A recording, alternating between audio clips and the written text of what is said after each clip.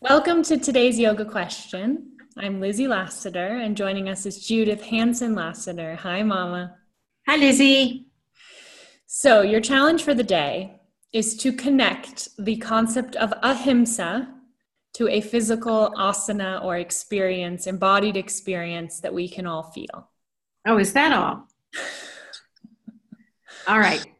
So let's talk about ahimsa. You were going to tell us the verse.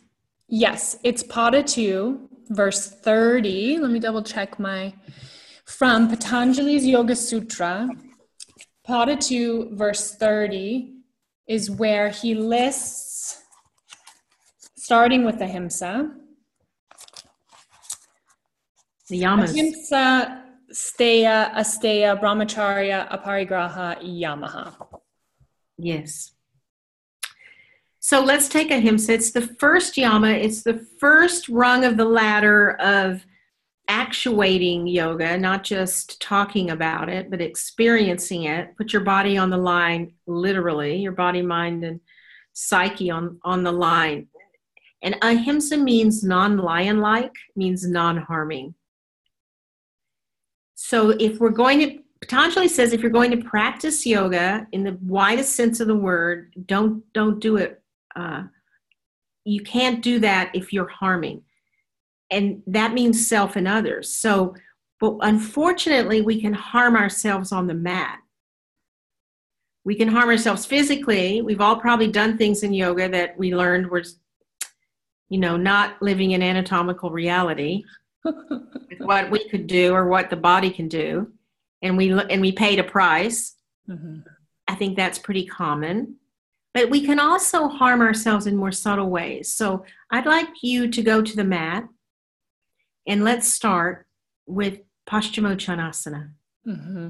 So those of you watching, grab your mat, do it with us, and you can have just as much fun as I'm having. Okay, so here I am. I'm going to put my hair up so you can see better. Yes? Yes. Now, Lizzie likes to use a block to prop her head on, which is fabulous. So the first thing I want you to do is create your relationship with the floor.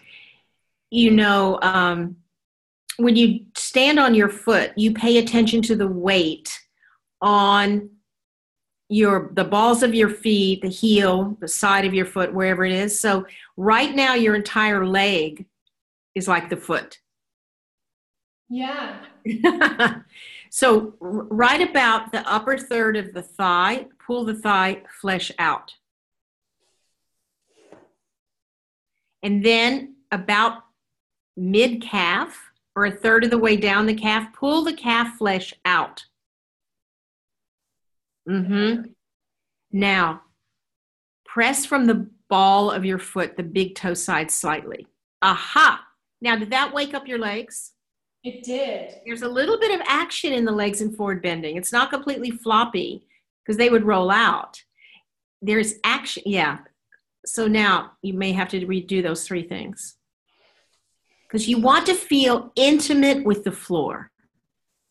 Mm-hmm. Intimate with the floor. And press forward from the first metatarsal. That's a ball of foot, just slightly. Don't want to make the feet go crazy. Now, take the pose now. Inhale the breath. Drop the chin. Exhale. Come forward. Hold the outside of the feet. Mm-hmm. Now, when you're in paschimottanasana, you immediately feel the stretch of the hamstrings, yes? Yes. All right. You may feel the back muscles. What I'd like you to do is think of your lower back ribs as sinking down. Mm-hmm. And elongating out. Aha. So you're in the pose now, and what happens to you, happens to all of us, is we feel the stretch. And we decide how long we're going to stay. We set a clock or a timer or a chime, or we count breaths, or we have some artificially determined delimiter of how long we stay. But generally we stay until we can't stand it anymore, and then we come up. So come up, Lizzie. So if the poses are leaving residue, then we're leaving this uncomfortable memory in our cells about the pose. Are we not? Yeah. So, and we do that with every pose. We stay until we're just bored, tired, irritated, uncomfortable, and we come out. Yeah. Again and again and again and again. This is what we're doing in our nervous system. So what about if we practiced in a different way? We practice with ahimsa. So you would go into the pose, and when it felt its absolute best, you would let go and come up. Try that. Inhale the breath. Exhale, down you go. Think of the back ribs dropping and rolling. Remember the roll inward on the thighs. The inner groins are down. Release the neck. Drop the chin. Take the tongue away from the roof of the mouth. Feel the rolling in of the top thighs, the descending of the thigh bones, the union of the top body with the lower. And when it feels really good, and you really like it the best, and you feel that you're in that quiet place, come up.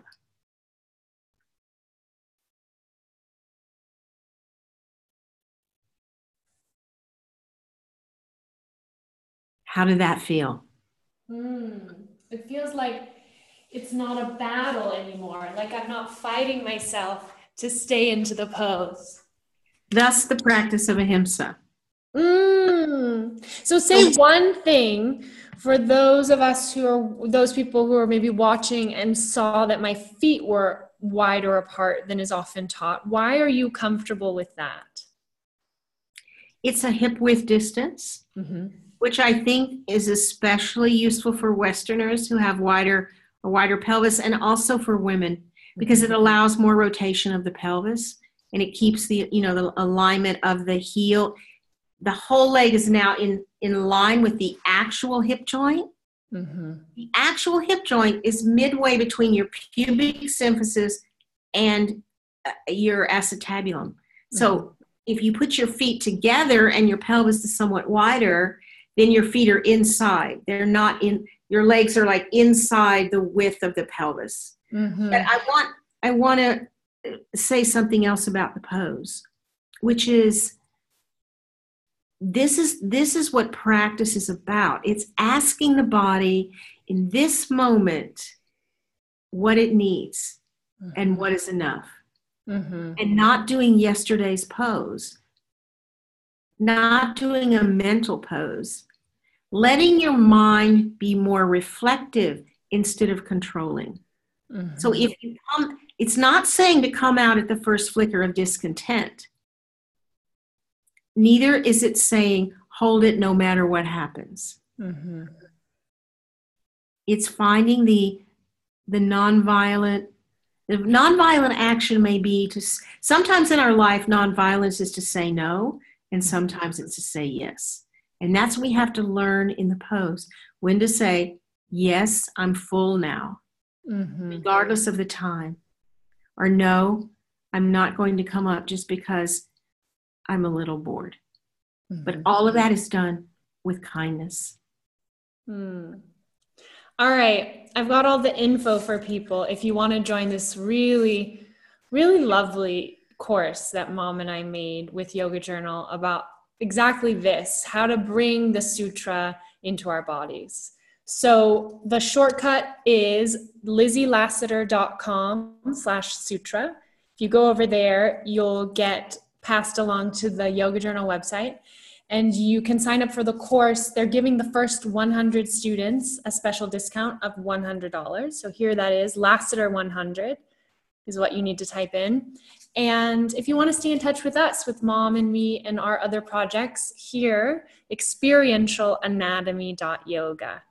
All right, Mom, any closing thoughts before we say namaste? Practice with love and laugh more. Namaste. Namaste.